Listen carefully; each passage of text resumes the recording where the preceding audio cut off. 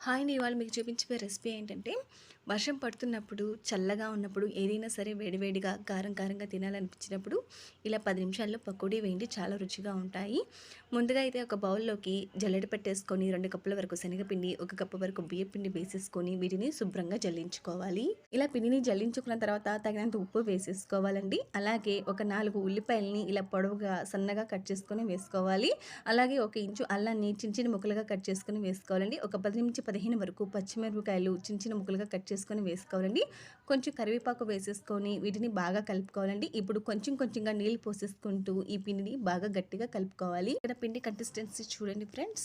ఇలా కొంచెం గట్టిగా ఉండాలి పకోడీ పిండి అనేది. అప్పుడే పకోడీలు క్రిస్పీగా వస్తాయండి.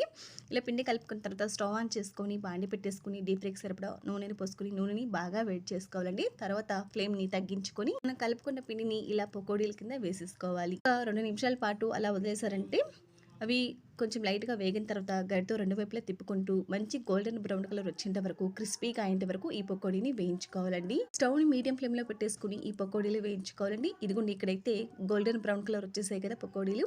వీటిని ఒక బౌల్‌లోకి సర్వ్ అవుట్ చేసుకోవడమేనండి. తినండి ఎంతో టేస్టీగా ఉండే వేడి వేడి పకోడీ రెడీ అయిపోయింది. ఈ పకోడీ టేస్ట్ అనేది అచ్చం స్వీట్ షాప్‌లో కొన్న పకోడీలా ఉంటుందండి. ఈ పకోడీలని టీ టైమ్ స్నాక్స్ కింద కానీ లేదా వర్షం పడుతున్నప్పుడు చల్లగా ఉన్నప్పుడు ఏదైనా వేడివేడిగా తినాలనిపించినప్పుడు కానీ చక్కగా 10 నిమిషాల్లో ఇలా పకోడీ వేసుకోవచ్చండి. చాలా బాగుంటాయి. నచ్చితే లైక్ చేయండి, షేర్ చేయండి, సబ్స్క్రైబ్ చేసుకోండి.